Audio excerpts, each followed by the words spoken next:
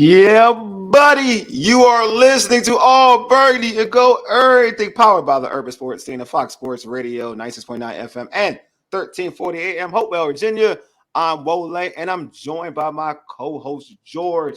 Glenn and Mo are out. What's good, George?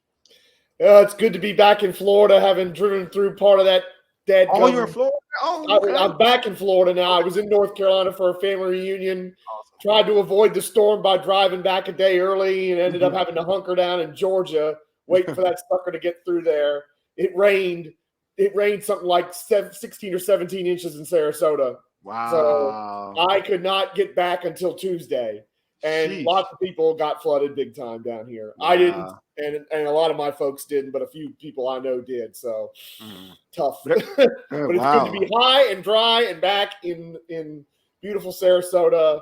And I'm ready because this is all the weeks before this was just appetizer. Now we're getting real practices we're getting live ammo on Saturday, and I can't wait. Yeah, I mean, wow, sorry. So your family's good though? Everybody's okay though? Yeah, no, just about everybody's good. There's a few people that have had some issues, but compared to some other people, I mean, there was serious flooding in certain neighborhoods, and like we're talking about people getting rescued by boats and stuff. That kind of flooding, because it just that storm was moving so slowly, and all the bands were dragging down all the way to Sarasota, and because once it hit land, it just went to a crawl. So it rained. Somebody told me it rained 22 hours in a row here in Sarasota, Sunday and Monday. That sucks. Well, I'm glad you're here safely, man. I'm glad you're here. Bro. Real talk, absolutely. Man. Real talk. Yeah, like what you said though. I'm happy, man. I'm happy that we're getting competition football. Yes. Now I can really visualize and see if if I feel like somebody is going to be one of them ones, or is it all talk? Like I that's what I care about. You know, George, you've been like guest on pods. You've watched some of the pods I've been on, and you've co-hosted the pods I've been on. And you know my mentality. It's all about competition. Like I want to see you compete against somebody else. And like I'm just happy we're getting here. Yeah, well, I mean, and that's the thing. It's like it's been kind of easy for me to somewhat ignore the early camp because you're not even in pads until the second week, which, again, I don't agree with. Yeah. And then you're up against each other, and it's just – look, I love the reports coming out about Jaden Daniels and Brandon Coleman and Jordan McGee and all these guys. Yeah. But it's like you're practicing against your teammates. It ain't the same. It's not. It ain't the same. And so and you got a team in the Jets that's a good profile because they got to win this year. So I feel like they're going to, except for maybe Rodgers, they're going to take all this stuff seriously.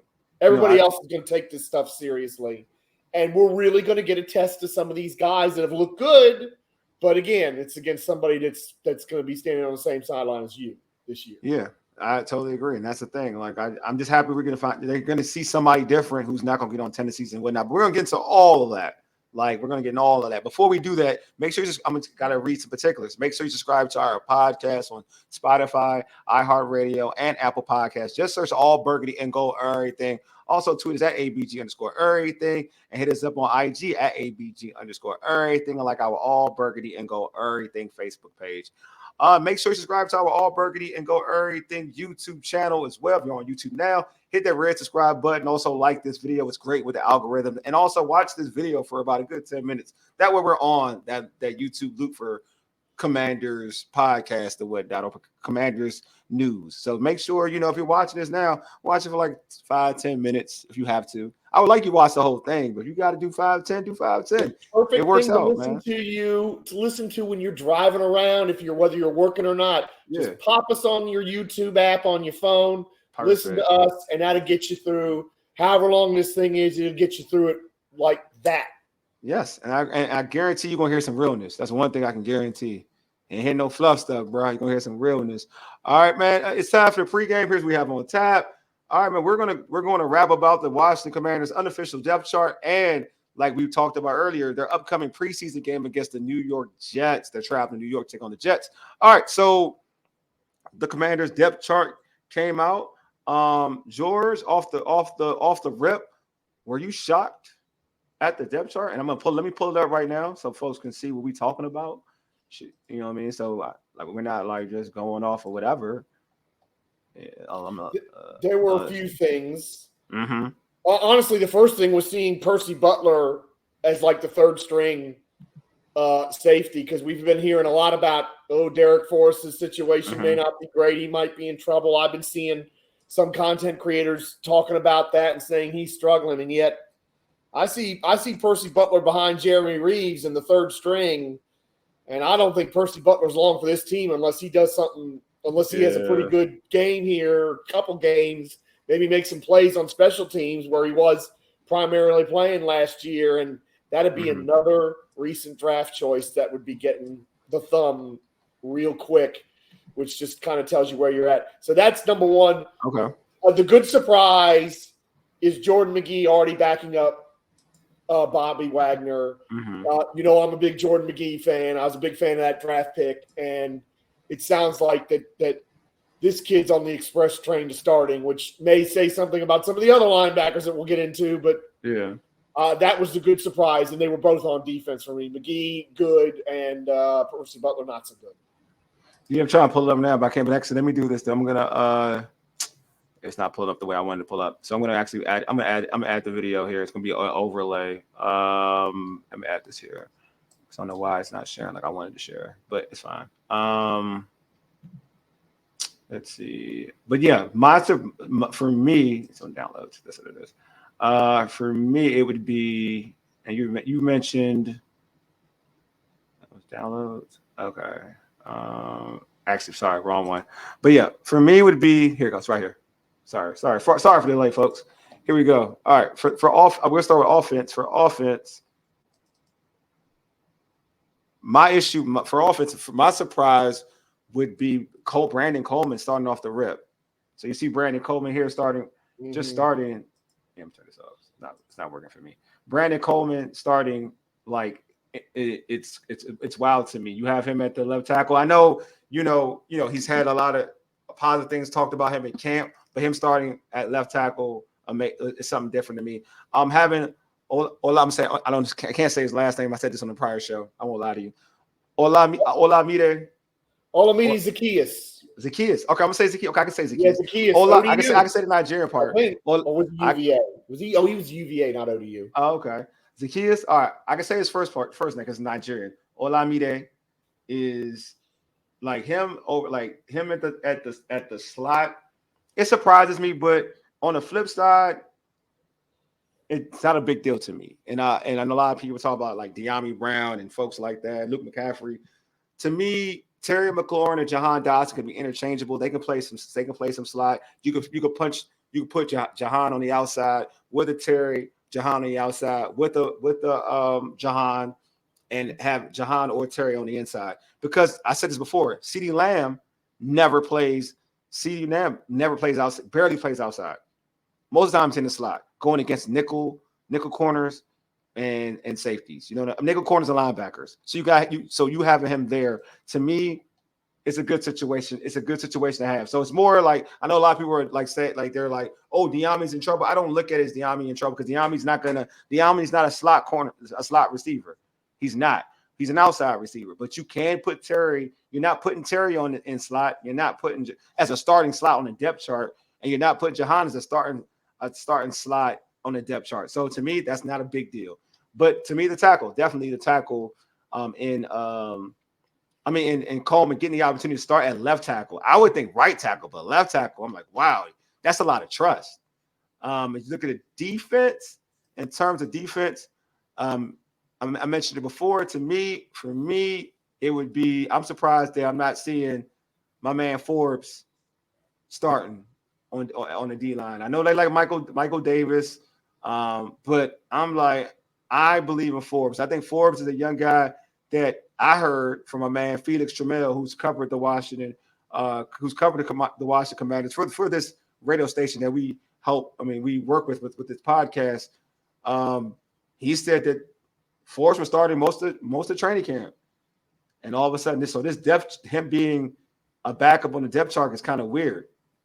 So, and that's interesting, right? But it is what it is. Forbes to me on this depth chart being on the second team surprises me But also, what a happy surprise is Quan Martin as a starting free safety. That's the thing that I love seeing. I thought Jamin Davis, Dante Fowler Jr. starting over Jamin Davis. I felt like that's more of a I like Dante Fowler. He's followed me around type of thing with Dan Quinn. So that kind of caught me a little bit, shocked me a little bit. You say shocked me a little bit, but all in all, I mean, I don't really read into the depth chart as thorough as other people do, but those are some of the things that surprise me. So for you, like, how do you vibe like the depth chart? Do you feel like it's something we should go off of, or is it something like, do you like look at it like, oh, this person's in trouble or whatnot, or you look at it like, I mean, there's a few people that because of where they were that I'm like, ooh, that's not great. But part of me wonders why they even put. I mean, I guess you have to put something out before a preseason game. Yeah, you do. Yeah, but it feels like you might be creating a few problems for yourself, or you're creating some controversy where it isn't needed.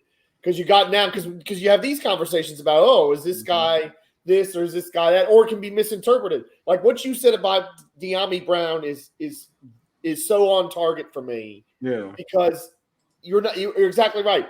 He's not a slot guy, so he's got to be a backup. But that doesn't mean that he's on the outs, so they don't like him or whatever. It just means that's where he's going to be. He's probably the fourth receiver right now, which means he's not just on the team; he's well inside the line to make the team.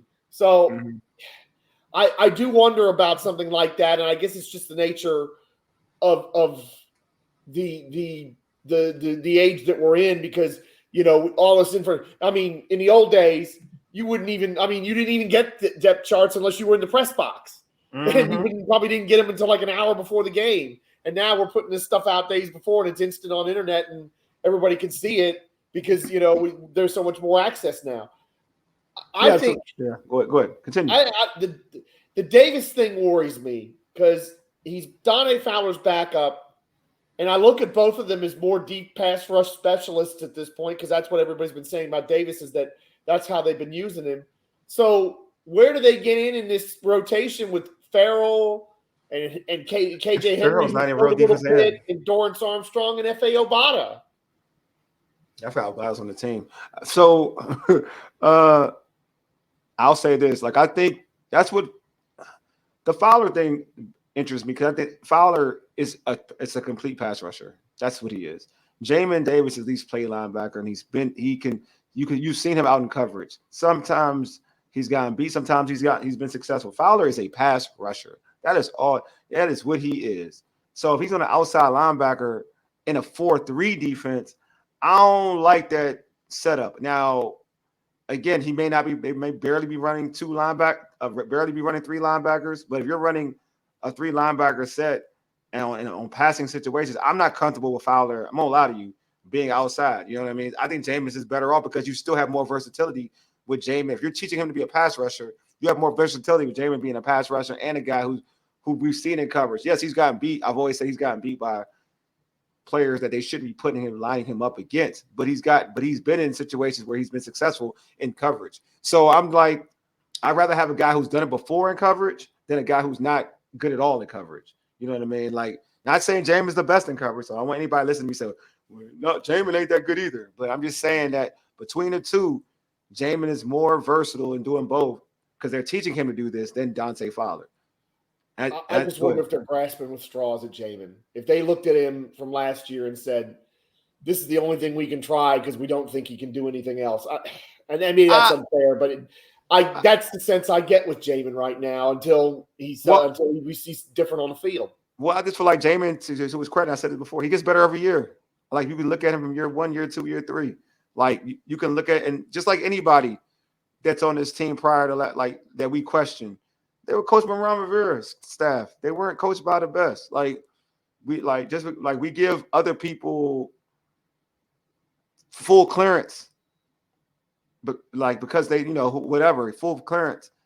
But we say, well, he was coached by Ron Rivera, whatever. But we don't do the same with other players. The one thing I like about like Jamin compared to, and I could be biased, I do like Jamin. I like Jamin, but I like that for any player, they get better every year. Like, that's all I care. Like, to me, it's progression. Year 1, people were down on him. Year 2, he played better. Year 3, he's played better. Like, he had a key winning interception. I want to say, was it against the Falcons? A key interception against the Falcons to win the game. He's had big plays.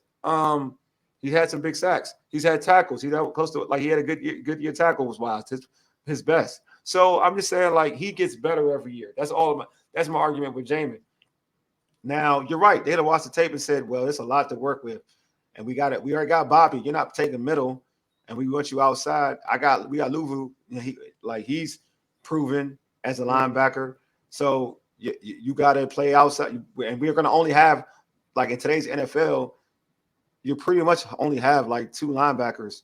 A lot of them use two linebackers in nickel because they're running nickel. They're running some dimes and quarters. You may have 1 linebacker, right? So we don't need you out there in a 3 linebacker set as much. So that could be a play for Jamin. I'm gonna be real with you. I think the Dante Fowler thing is just more. I don't want this to be a jerk, but it's more of a favoritism thing. Maybe. Because, like, if you look at Dante Fowler with Dan Quinn, he's followed him as a head coach. He's followed him, and it's not like Dante Fowler. The only coach he's had success with. Yeah, so it's not like. And he wasn't very successful in the Cowboys. He just followed him. He helped get him. Not to be funny, he helped get him a job, like in Dallas. Like, I mean, I'm gonna be real with you. So I think that's more of a I like him type of thing. I'm not sure, and every coach has that with certain players. You know, I said that with the draft pick of Luke McCaffrey. McCaffrey is more of a Adam Peters dude. I don't care if it's an Adam Peters guy because he knows because of the brother and that McCaffrey family. So it is what it is. But again, Jamin's a guy. He still has to play. He has to prove it to this fan. He has to prove it to the coaching staff. Like, to your point though, George, he has to prove it. That's what it is. Like that's the one thing that's good for Jamin is that if he proves it on the field, then he's gonna in preseason and practice, he's gonna have a spot. You know what I mean? He's gonna have a good spot. If he doesn't prove it, then that's the problem. You know what I mean? Like, and as an athlete, as a player, that's all you want. All you want is the opportunity to prove it because we've seen it here with the other regime. If they like you, you can try to prove it, and they're gonna ignore you. You know what I mean? So he goes in here with a clean slate. He has an opportunity to prove it. You know what I mean? So that's my thing with him. Is like, just prove it. You know what I mean? Like, they could come in here with a bad. They look at the Jamin and look at the tape like we got a lot to work with, but it's up to him to get better in training camp and up to him to get better in preseason to show them like, oh, I'm valuable. So yeah, but those are my shockers. I still want to kind of see what that happens with Jamin and the rest of them. But I mentioned about Quan Martin. I've been big fan of Quan Martin just because what he had to deal with. Like, what's your thoughts, man? What does it say of him being the starting free safety for the Commanders on that depth chart? Well, I mean, let's go back to last year. As you rightly say, we're not, we got to judge it against the context of how badly a lot of these players were misused last year. He finally got used the right way at the end of the season. He actually made some plays and did well. Yeah. And obviously, this coaching staff has seen that and gone, okay, let's do this. Yeah. Because it's what he did in college, and and when he finally got to play this spot, the correct spot, his correct position, look at what he produced, and he's been having a great camp. Everybody's been saying that. Quan Martin's been getting constant thumbs up and constant praise from a lot of the quarters spaces that I see and listen to on online and other places. So I'm glad to see it. Because like everybody else, I was pretty hard on Quan Martin at the start because I didn't like the pick because we'd already taken Forbes in round 1 and we had other needs. And then, that preseason and first month was just – preseason was just like, oh, my God. His preseason was bad, yeah. How did this dude do anything in Illinois? And now you're seeing the real Quan Martin because he's being used properly. God, that coaching staff last year. Oh, my Lord. Help us. Terrible. It's terrible. Like, Quan Martin, they try to play him in nickel. Oh. In the preseason, he was looking bad, and then folks were saying, well, man, he don't look that good. Yeah, he's playing nickel, man. Not playing safety.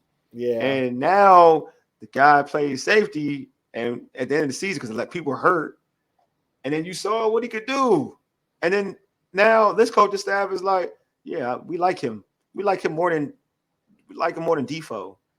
Like basically, he's replacing, in essence, should be replacing Cam Curl, right? Yeah. And That's why we're I not said, paying Cam Curl. yeah, Well, one of the reasons we're not paying Cam Curl. yeah, and I said this before, I said this before this all came out, and just when we was doing our getting into the season talk, or in camp, or getting into camp talk, I said that like I think he's gonna be better. And no knock on Cam. Cam was great. I think he'll be better than Cam Curl. He'll be better than Cam Curl. He could be. I think, could be. Yeah. So I think this kid can really. I think he's going to be. I know we knocked the Rivera. Rivera's working the draft. I think this kid could be the one at his draft, the one guy he drafted that we could say, yeah, he was one of them. I'm with you on that. I've turned around on Quan Martin because, again, I hated the pick. And it didn't look great early. But at least now he's being used right, and he's showing you what somebody could have seen in him, even if that wasn't the right allocation of a draft choice at the time, given the other. No, it was bad, George. It was bad. George was bad. It was a bad pick. You're right. It was a bad pick, though. Yeah, I mean, in terms of need, you're right. I totally agree with you. But again, that ship has sailed, mm-hmm. and we're doing. And if he can be that player he was the last couple games of the season, then that's gonna end up looking a lot better than what it did. Mm-hmm. Granted, we'll be crediting this regime and not the previous one, even though we won't be crediting the old regime. You're right. Yeah. In terms of our first question about what off the depth chart shocked us, and I put this whole thing on X for our at ABG everything Twitter X account. My man Felix Tremel, I mentioned it earlier, said Forbes has been with the ones all camp. It's a weird list. Yeah, I agree with it. I thought it was weird myself. So George, you had a question about my man Percy Butler, bro? Yeah, that kind of caught me by surprise because I was hearing a lot about Derek Force is struggling. Derek Force might be somebody whose spot is questionable, and yet I see Percy Butler on this depth chart behind Reeves and Martin at free safety, Force to back up the chin. Man, and not that he was a very high pick or anything like that, but people were talking about, and I think with some justification, oh man, Percy Butler, here's our Buffalo nickel that Ron and Jack always talk about. And it wasn't that good at first year. He had a couple of moments, but it was only a couple. And man, I am not sure Percy Butler's going to make it. And I mean, if that's the case, I think we're going to be down to something like 5 draft choices on this roster from before this year, and that's it. And it just goes to show you what a waste. What a waste this last several years in the draft has been. We've had so few hits. Yeah. Not just the previous regime, but the previous regime to that too. Yeah. And it's like, no wonder Adam Peters and Lance Newmark and everybody else came in here and turned over half the damn roster, basically. 25 new guys, I think. Yeah. Man. So I'll say this. I kind of knew for me, I knew all I need to know about Percy Butler, and it's unfortunate to say this. When he got to start last year, I knew because, and I was hoping that he would pan out and kind of click towards the end of the season because he was still young, right? So you kind of wish towards the end of the season if everything would click for him. But he kept, and the only reason I say this is because he has elite speed. Right, he runs a 4.3. It's a legit 4.3. He's a fast kid, and a big dude, like a tall, big safety. But he got beat a lot. He gave up a lot of big plays. And so I knew to my point. I was thinking like, this playing safety in the NFL may be too big for him. You know what I mean? Like, and you would hope that. Again, I rave about Dan Quinn and what he's done in prior places in Seattle, Atlanta, Dallas. And so you would hope that he would kind of can coach up. Him and Joe Witt can coach up. Percy Butler. But I was like, you're not beating, and I said, you're not beating Defoe. Like you're not, because as much as people may like some of Percy Butler's attributes, Defoe's had success in this league. Yes. He's had he was good before he got hurt. Defoe had success. Like to a point where some people had him rated as one of the best safeties in terms of top 10 in terms of PFF or whatnot. He was up there. Butler has not been. Butler was rated pretty low on PFF, if I remember correctly. So putting all that together, he got to work. He got to work.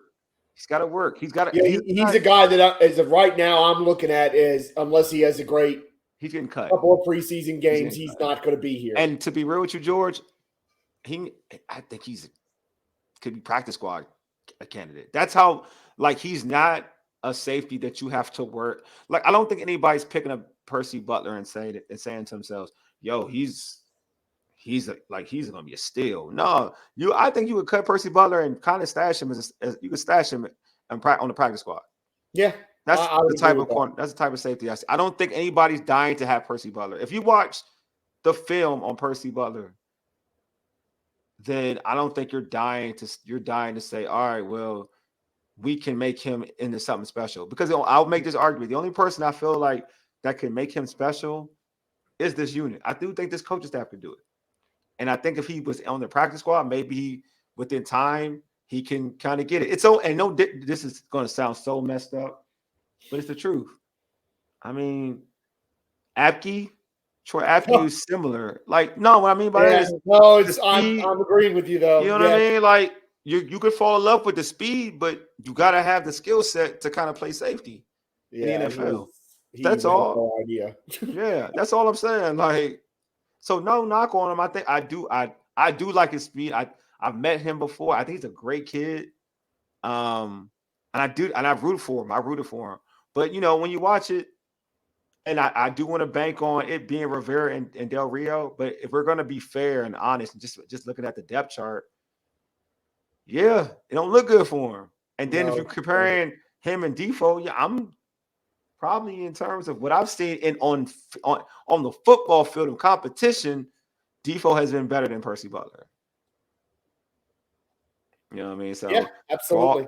So for folks out there who are into Percy Butler, I'm gonna say the same thing like I said about Jamin. It is all on Percy Butler. He has the opportunity to prove it. And speaking of prove it, Saturday, the Commanders take on the New York Jets in their first preseason game. For you, George, what do you want to see in this preseason game on Saturday? Like what is, like, when you pull on TV, you're like, your ears are glued. What do you want to see? I am looking at specific players. I have heard all the hype around Brandon Coleman, so I really want to see him because he is going to get tested. The Jets are loaded in that defensive front, and I think they're gonna say, "Look at this. This is rookie left tackle. We're going to come after him. We're going to come after him." That's good. That's a good thing. And that's what I want to see. If this is a case of we're throwing him in the deep end and seeing if he can swim, great. Mm-hmm. So Brandon Coleman is one. I kind of just want to see what this linebacker core looks like because we've heard the hype about them too. Mm-hmm. The one guy said this was the best linebacker core in the NFL, which you could have knocked me over with a feather when somebody said that. But of course, the Jamin question. Yeah. Jordan McGee, who I like, I want to see if I want to see him, man. I ain't gonna lie to you. I want to see him.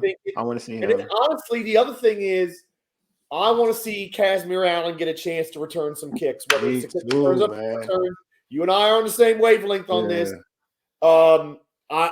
At least Jamison Crowder is an upgrade over what we had last year. Yeah, he is. Definitely That's not saying much because what we had last year was really not much. Dax Milne, the less said, the better. I want to see, especially with this new kickoff rule, I want to see if we can create something in special teams. There's been a lot of questions about kicker. I'm kind of not worried about that. And I want to say this about Jaden Daniels because that's going to be the main story, like it or not. Yeah. It is only going to be something with Jaden Daniels if it's either really terrible, like he has 3 possessions, he turns it over twice and gets sacked twice, and then you're like, what the hell? or it's the other way. It's so good that you're like, oh my God, what have we got here? Yeah. He throws a 70-yard touchdown on like the first play. Then he gets back out there for a second series and grinds out like a 10-play, 70-yard scoring drive. Yeah. And then we're all going to lose our mind if that happens. We're going crazy. If it's not one of those two things, then Jaden is not the story for me, because I'm going to expect something in between those two things. And I'm not going to go crazy if there's a couple bad passes here or there, or if a pass gets tipped and it gets intercepted there, or if he makes a great play with his legs or he makes a great play off schedule. I kind of expect that at this point. Yeah. I'm not worried about Jaden's intangibles, because he showed me, and I think he showed everybody all that during OTAs, because that's where your intangibles show up.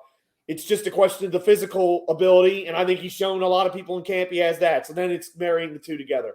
So Jaden's not the big story for me. It's a lot of these other things. It's the people who are trying to stay on this roster. Mm-hmm. It's the people that are rookies who look like they're making impacts right away. And is that going to be the case when they actually face somebody in another uniform? Because if that's the case, then this rebuilding job that Adam Peters, Lance Newmark, and Dan Quinn are doing may not be nearly as long or as painful as it should be right now. Because again, we're dealing with half a new roster, and a lot of these guys are on short-term contracts, so we might be dealing with a third to a half of a new roster next year. Yeah, that's true. That takes time. So for me, I would like to see a non-3-and-out on the first drive. So I think it goes lines with you. Yes. Like, it doesn't have to be all world. It just has to be a non-3-and-out. Like, because then I'm like, depending on how, unless you run the ball a lot and you just let him throw the ball once, then yeah, whatever. But I would like to, if he throws the ball like 2 out of three first plays and it's the 3-and-out, I don't want to see that. Now, if he gets the first down on one passing play, I don't care what the passing play is, to be honest with you. Then I'm kind of cool with it, because I'm like, all right, give the kids some momentum. And get him some live reps. I do want him to get blitzed. I'm not gonna lie to you. I want him to get blitzed. I want him to see. I want to see how he can avoid pressure. I'm not into that. Oh, he get hurt type of thing, because he's playing football. Everybody gets hurt. Can get hurt playing football. You can get hurt playing football just running and planting your knee bad and tearing an ACL. So that's not that can happen without even contact, right? So you can do that in practice. We've seen people get hurt in practice, right? Right, George? In non-contact. You and I, again, we're on the same lane. Yeah. I hear one more person say, but he might get hurt in a preseason game. If you feel like he needs the reps, give him the reps. That's all I'm going to say. If he needs reps, give him the reps. What he has. If you feel like he's already there, then all right. If you feel like he's as good as most quarterbacks are, then all right. All I know is for CJ Stroud. He played in preseason, turned out pretty well, and he struggled in preseason. And everybody struggled in preseason. Sleep a year ago about him. He struggled in preseason. Yes, and look what happened. But he got those reps though. Could you imagine? And the best example ever is Dak Prescott. Yeah, he was the backup. Romo gets hurt and he gets thrust in as a rookie, and he played a lot in that preseason. He played a lot. Game one, he played. I want to say he played a half in both the first two games. Yeah, he played a lot of preseason. He played a lot in preseason. And his rookie year was one of the best rookie years the quarterbacks had for a long time. And then the next year, he played zero, nada preseason snaps, and he struggled. I just feel like if you're a vet, then it's different, right? Yeah. When you're a rookie, I just would like him to see a series for 3-and-out, whatever. If it's a 3-and-out, put him back in there and get some work. Or even 3 series if it's. I'm cool with that too. I'm just doing it for modern football. Like modern football, the first game, 2. All right, give me 2 series. Then we would go there. I watched the Chicago Bears play in the Hall of Fame game. And I know people typically don't play because it's an extra preseason game. But I would have liked to play Caleb at that game. Because I was saying to myself, he's still a rookie. The only reason I can think that they didn't do that is that turf is bad. It's bad. Okay, turf is kind of bad. Okay, well that's cool then. That's a good reason. But I'm I hope Caleb plays at least a quarter. Yeah, he should play. He should play a lot. He should play. Same thing. And I'm very high on Caleb. Just like I'm high on Jaden. Like I'm higher on Caleb. I won't lie. I think Caleb is very, very special. But like I would like Jaden to see some work, get some work. You know what I mean? That don't even mean, and that don't even mean that he has to get work with just like, the ones as the offensive line. Yes, he should work with the ones as the offensive line. But I wouldn't mind, like, if Terry comes out the game, he could still work with Luke McCaffrey and Diami. Like, that's fine. Like, the ones, I mean, the O-line should stay. And I think the O-line need work. Other than Cosme, the O-line should be out there too. Well, you bring up Cosme. I just had a thought because when we had Candy Waller on, she made that point about how Bobby Wagner just completely knew what Cosme was up to, diagnosed it, and then put it on him. Are we overrating Sam Cosme because the rest of the offensive linemen were so bad that they attacked the rest of them, and the defenses really didn't attack Sam Cosme? Oh no, I think Cosme is good. Okay, I think he's good. I think he's legit. That thought, I was thinking about that after Candy Waller said that. I was thinking about that for a whole time. I was like, man, I'm wondering if he was so good. If we look at him as being so good because everybody else was so bad, you know why we're not going to attack him as much because they're clearly their bad. The only reason he was so good because he didn't get manhandled by like the best interiors. Like he went against some dogs, so he you could attack him. Like the dudes. All right, real talk. The dudes who were getting beat, they were getting beat 1-on-1. Like they weren't even. It wasn't even like attacking them with the blitz. Like they blitzed because it was easier, but they were getting beat 1-on-1 too. Like Cosme was going against some of the best tackles in the game and was playing them. So he's legit good. He's a legit one of them. But like anything, like Bobby Wagner seen everything. Like there's like that's not a knock on him as a player. That's like Ray Lewis, right? You got Ray Lewis out there, like he can find Jedi Master. Yeah, exactly. You know what I mean? Exactly. So it's like he's gonna find everything. Like there are certain dudes that won't find everything that Cosme's doing. But that's a good point. Like because I do think that, to your point, George, that we do overvalue a lot of positions here. We do. And we've seen them go elsewhere. But I think that like, just like we knew Brandon Scherf was good at guard, Cosme's good at guard. You know what I mean? I make the argument. I think Cosme's our best tackle. But, I make that argument. Well, at least Adam Peters has started out by drafting a tackle and putting him there, and so at least he's playing him. He's not playing with it. I'll say that much. No, I think it's kind of all right. Left, like right tackle, I'm cool with. Left tackle scares me for Ricky. I ain't gonna lie, because usually your left tackle, I'll be honest with George, your left tackle starting, it's usually a first rounder. It is. Yeah. It is. Maybe late, maybe early, an early first rounder, if that. Yeah. And like you say, and it is true, we have been kind of spoiled around here with Chris Samuels and then yeah. So I'm just saying, both like drafted in the top 10. Don't forget. Top 10. I'm just saying, like when you say some of the best tackles to in the NFL over the last some odd years, both of them are like first rounders. Yeah. That's all I'm saying. Like the good ones. Joe Thomas retired early. He was a first rounder. Yes, early first rounder. You know what I mean? Like they're so you gotta. Was he Coleman's like fourth rounder? Am I correct? Oh yeah, Coleman's a fourth rounder. That's a lot, man. It is, but I mean, if he's looked this good in camp, and then he can turn it around and get all right. So this is my and do something similar. You want to hear something? Like you want to hear something? This is the most honest. It's the most honest thing to say. Who does he have to worry about in camp, bro? Yes. At the end, look, yes. At least the other years, and I'm saying like they used to gas up our defense. Our defense is trash. But at least the other years, those tackles, those players were going against. You had Young, Montez and Young. They had some guys. That's true, and he ain't going up against them. Who was he going against? That's all I'm saying. Like, who is he going up against? That's all. That's a good point.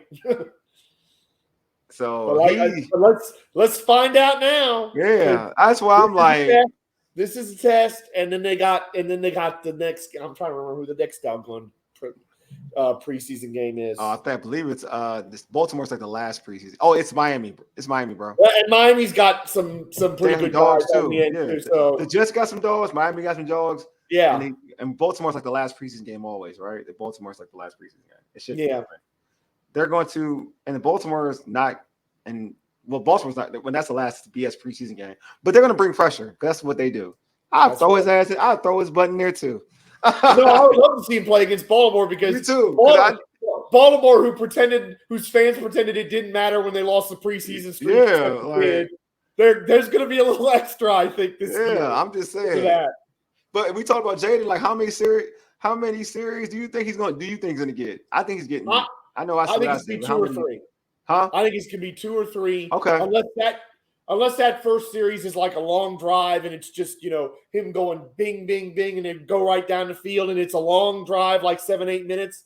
Mm-hmm. I think you give him 2 or 3, and you spend. And if it's 2 great series, then get him out of there. If it's 2 wonderful series to score on both, okay, there you go. That's enough because we do know MetLife is right up there with FedEx Field with players getting hurt. Mm-hmm. And we do have to worry about that a little bit, even if you and I. That's a good point. That's a good point. I didn't even think about that. That's a very good point. I would say 2, 3. I mean, to me, it's all predicated on success. Yes. So if he has a good first series, he scores a touchdown. I'm like, he's done. Like he could be done. Could be. Because I'm fair. I don't want to see him get back out there because I feel like if Washington takes the ball first and goes bam, bam, bam right down the field and scores, Robert Saleh's going to be mad, and he's going to leave his defense out there. And they're going to try to make some adjustments, and I kind of want to see how they handle that. That's a good point. That's a good point too. I would, because it's wild. Like the only reason why, like I'll just take the one and go. Like I'm trying to be fair when I say this, because when I saw Griffin, I'm real. When I saw Griffin play, I was like, he all right. Like I wasn't impressed with Griffin in preseason, but again. It's the Shanahans, right? Yeah. It's just a different mind. It's a different. I mean, it's a genius calling plays. I'm sorry, I don't even like that, but it's a genius. And Kyle. I like Kyle. I like Kyle a lot, but he's a genius. Like he's a mad scientist, right? Yeah. I don't have that faith in Cliff Kingsbury like that. I don't think of him as a mad scientist. So, like, I do want him to look successful in camp. I mean, in preseason games, like I do want him to look successful. So if he gets that 1-2, because I wouldn't feel good if his preseason isn't great, but not because of him, because I don't believe in Cliff. Well, I want to say this to Cliff. Yeah, I'm not holding the head coaching stuff against him because I think it's clear that's not the job he was built for. He was built to be an offensive coordinator or a quarterback's coach, and now he's doing that. Well, we get to see, he doesn't have to worry about the whole team. He doesn't have to worry about the press. He doesn't have to worry about this obligation or that. He just can coach offense, which that's what he wants to do. That's what he loves to do. That's why I think it could work with Cliff, because he's not doing all that other stuff. He's just coaching offense, which is all he wants to do anyway. I just want to see him do it in the NFL. Like I know it's in college. He has done it in the NFL. I need you to be proven in the NFL. Yeah. That's it. Like the other guys that I kind of wanted here, they were proven because they were under a tree, a successful tree, and they did some work, right? CJ Stroud hasn't got like that whole his guy got him right. You know what I mean? So yeah, I mean, I'm with you. Like, yeah, I want to see like Cliff's should be a better OC than head coach because his responsibility would be, but it's wild because I view, yes, you got to deal with the BS as a coach. I mean, all the BS, but also I feel like in today's NFL, like when you're an offensive minded dude, regardless, like you get full autonomy of everything. So you're still the OC. You're just an OC and head coach. Mm-hmm. And I know what you're saying. Like he can just completely focus on being an OC, right? But I'm like, you still call the plays though where you're at. Like go ahead. Go back to his college at Texas Tech. Yeah. He had these great quarterbacks and these great offenses, and they were below 500. Yeah. Because I don't know if it's because he didn't pick the right defensive assistants or he just didn't give a rat's rear end about recruiting defensive players, but they couldn't stop anybody, and they constantly lost these shootouts, even though they had Patrick freaking Mahomes and they had Baker Mayfield at one time. So it's just like, I do think it matters that he's not the head coach anymore. That's a good point. I just think that I mean, it's just calling the college game is different from calling the NFL game. Like Yes. that's the thing. Like his Mike Leach is the rest in peace. Mike Leach is the guy who created that whole offense and coached him Yes. up when he was a player, when he was a quarterback in Texas That's right. Tech. So it's just like, how do you get that into the end? And like the spread, I mean, Mike Leach is one of the founders of what some of these offenses in today's NFL are running. But we have to see how Kingsbury calls a play in the NFL, because to me, this is his track record, regardless of position, right? The first 7 games, he's pretty good. Yep. He is. He's pretty good at calling plays. The rest is when defenses catch up. Yeah. So that tells me something. Like, and I don't know, you don't adjust. And that's not a thing of, to me, that's not a thing of you're doing too much. That's a thing that you're not good at adjustments. When the defense totally figures you out, your counter game isn't real. Like, you know what I mean, George? Like, there's your counter game. So hopefully, like, that's the one thing about having all these guys on the staff too, these offensive-minded guys. Like, you got Lynn, you got Brian Johnson, these other guys who have been OCs elsewhere. They can probably help him, I think, with that a little bit.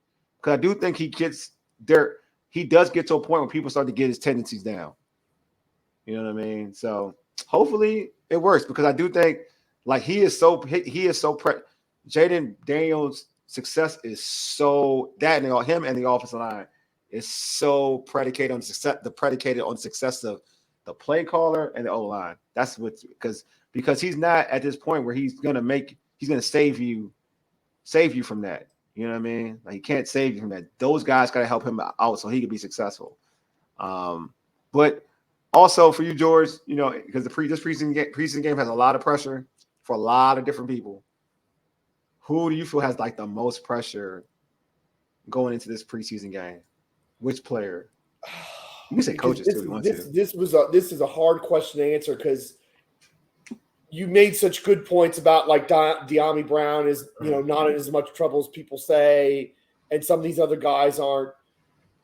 Because honestly, before you made that point, I would have said De'Ami Brown, but taking into account what you said, now I'm not sure it's him. I kind of wonder, and I'm not saying he's going to get cut or anything, but I wonder if it's Emmanuel Forbes. I wonder if he's really got it, that if he doesn't really play well in these first couple games, that he's going to be sitting on the end of the bench. And they're not going to cut him because he's first-round pick. And you don't want to take that cap hit unless he's such a terrible person that you just throw up your hands and you say you have enough. And he's not that guy. You know, he's just somebody that's struggling right now because of size and the way he's used. But I kind of feel like I already feel like the clock's ticking on Emmanuel Forbes, because that's how bad last year was. And even if it wasn't all his fault, and even if we blame the coaching staff, which we should, you know, we're kind of looking at him going, is this guy really got the physical profile to play this position in the NFL? Because that's the thing I was left with last year, is like, how is he going to play in the NFL when these wide receivers are huge and when the rules – you know, when the rules don't let you do anything to try to cover receivers anymore. Yeah, I think he has pressure, but I do think he's up for the task. I think Jamin has pressure. And as much as I like Jamin has pressure. I think Jamin has to show the growth, right? Like, he's learning a whole different, not position, because he still gets to play linebacker, but you know what I mean, another skill set. Be able to rush the passer as well. So that he's having to learn how to rush the passer with Ryan Kerrigan. So I think that it's essential to him to show progress in this preseason game. Because if Jamin goes out there and gets a sack, then he's feeling good. The staff is feeling good. The fan base is feeling good. So now they're thinking, you know, it's like anything. You'll say to yourself, like, Dallas had Micah Parsons. Fans will probably think, Jamin about to be at least like Micah. Not to say he's gonna be Micah, but you know what I mean, right? Yeah. So I do think that, you know, Jamin has pressure. If I had the most pressure, I don't think it's De'Ami. I think who really has the most pressure. You know what? I think it's easy for me to say Jamin. I want to say Jamin, but I'm gonna go a different route.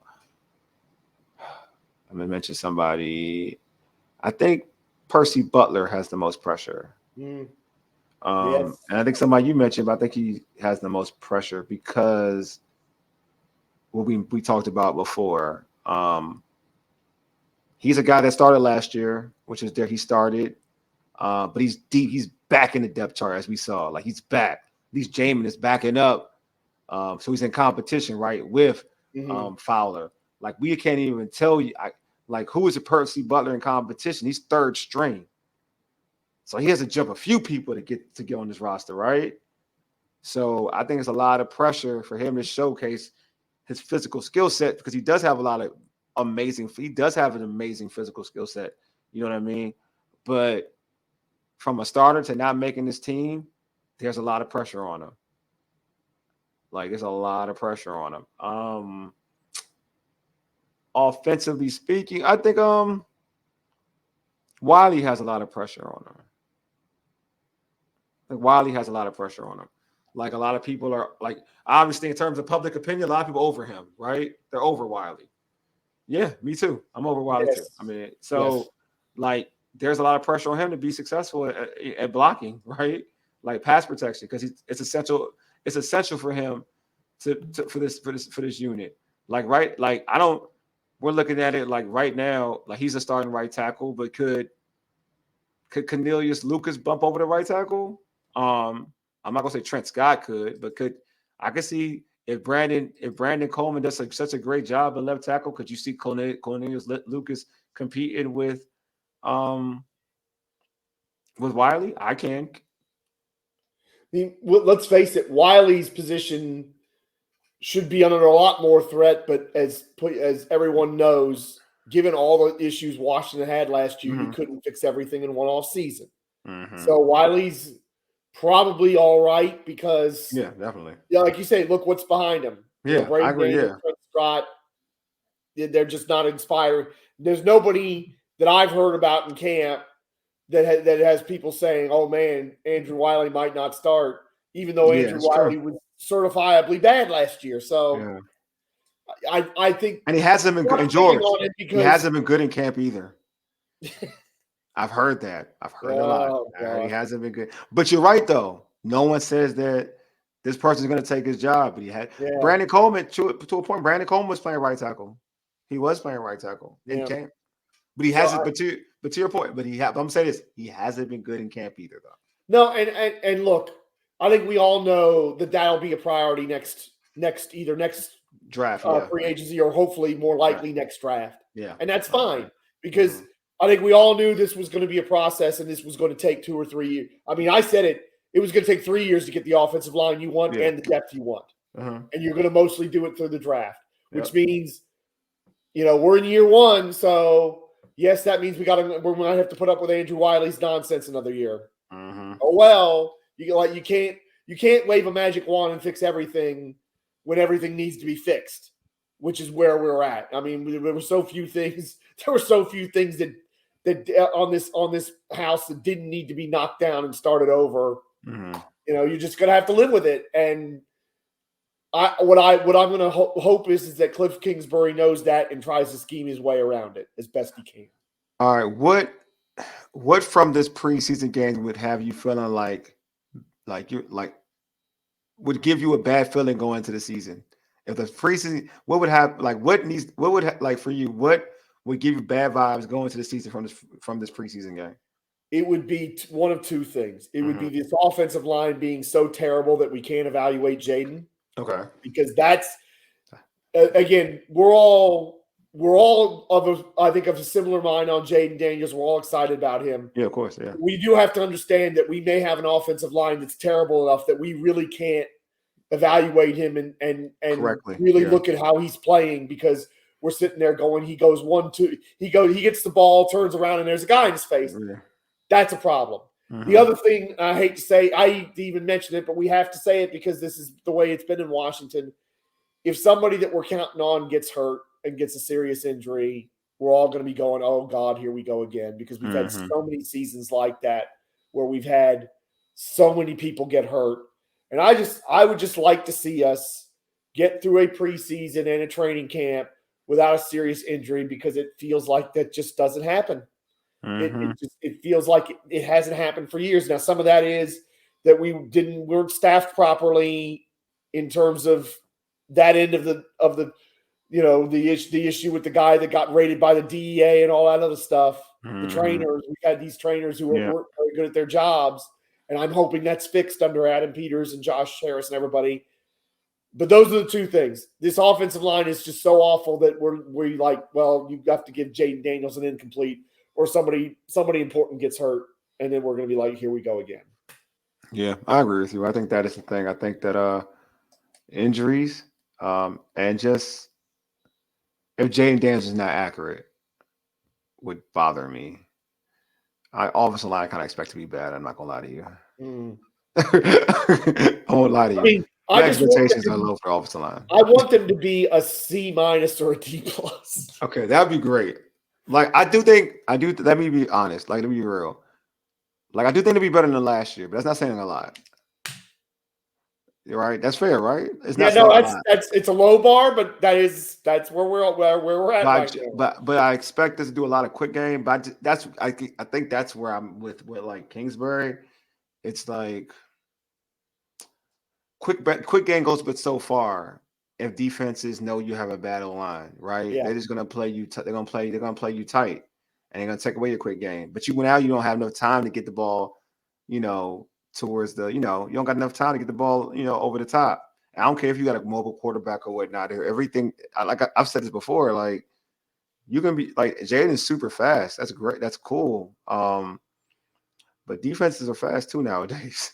Linebackers are running 4.3. Well, I mean, Jaden's super fast, but he's not potential Olympic athlete fast like Robert Griffin was. Yeah, exactly. Robert Griffin could have made the Olympics if he wanted to. Yeah, like, and that's 4.3. And again, and Robert Griffin with that speed at times got caught, like on the going side. I'm just saying, like, it's different. That's all I'm saying. So, like, this offensive line has to be good. It has to be good enough. And mentioning Griffin in 2012, like it wasn't that like you had Trent. So you already had one of the best dudes, period. So you had somebody. You had somebody to anchor it. But it wasn't. But what was good about what Washington did was they helped mask like the other individuals who weren't great offensive linemen. Like they did a lot like zone blocking and things of that sort. That's what made Shanahan so awesome. Like he didn't have to have like the all other. He always needed a tackle. He needed that special left tackle, which Trent was, right?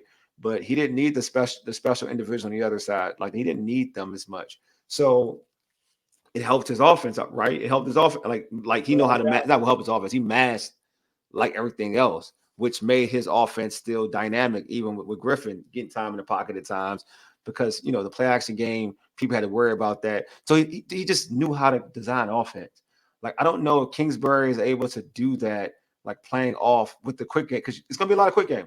If you watch Texas Tech, like what kind of offense it's probably gonna be. Like bubble screens, like some deep ends, but you need time to do deep ends. A lot of throwing to running back. A lot of throwing to running back. Some screens, screen game, quick slants. You know what it's gonna be like, right? It's basically getting the ball out quick. That's the game plan. So people are gonna play them tight, and with pressure, play them tight.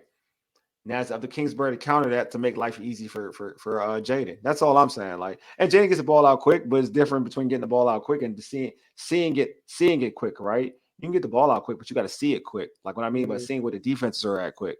And like I know they're gonna make his life easy by throwing, and they're gonna run some read option stuff with him because you got to utilize his legs.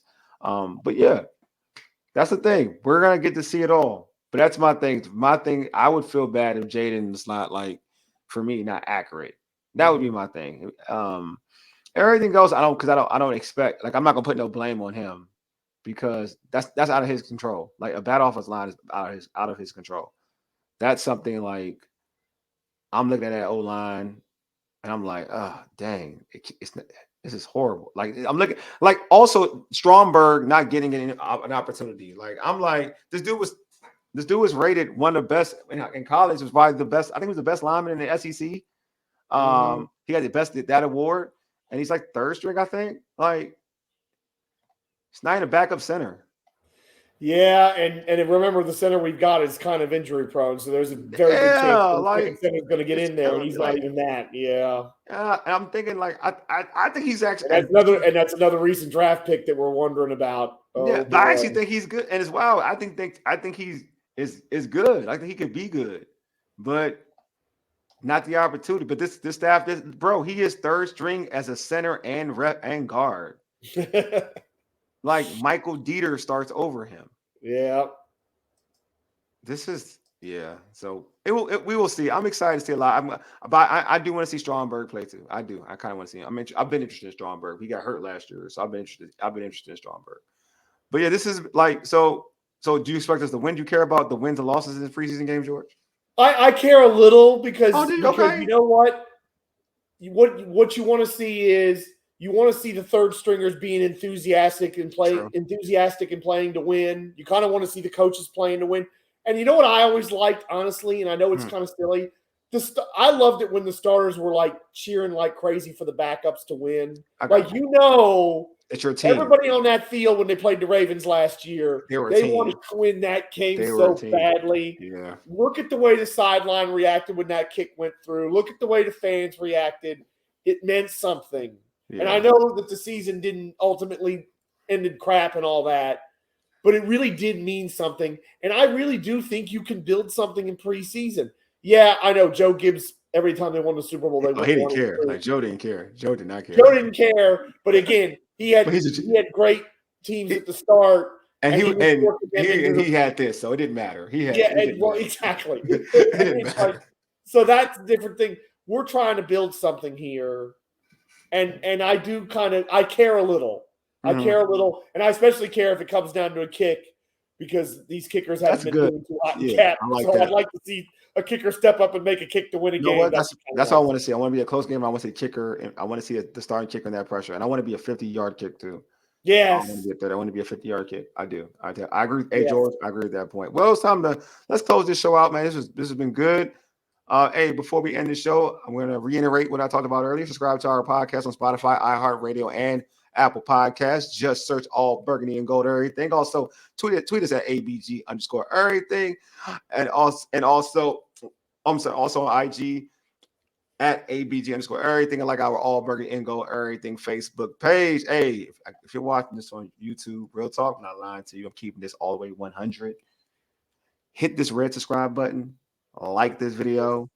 Watch it watch the whole video. Like George said earlier, watch the whole video while you're driving, while you're working out. Like I'm not talking about working out when you're on an elliptical or whatever. You chilling working out, and you can still put the show on there, and you can do some curls. You can watch us do our thing. Got your AirPods, whatever you got. Kind of get your AirPods, listening to the Urban Sports thing. Listen to All Burgundy and Go Everything, and then you know what? You vibing this. That helps us with the algorithm. It helps us to get on that Commanders pod algorithm. Everybody can just see us populate on their little YouTube timeline or whatnot. Just YouTube feed, excuse me. Yeah, just do that for us, man. We'll appreciate it. And anyway, man, George, I appreciate you as always. You are the real MVP, my man. As always. You are the real MVP. Anyway, you've been listening to All Burgundy and Go Everything, powered by the Urban Sports Scene and Fox Sports Radio, 96.9 FM and 1340 AM, Hopewell, Virginia, for ages. You dig? Deuces, folks. We are out.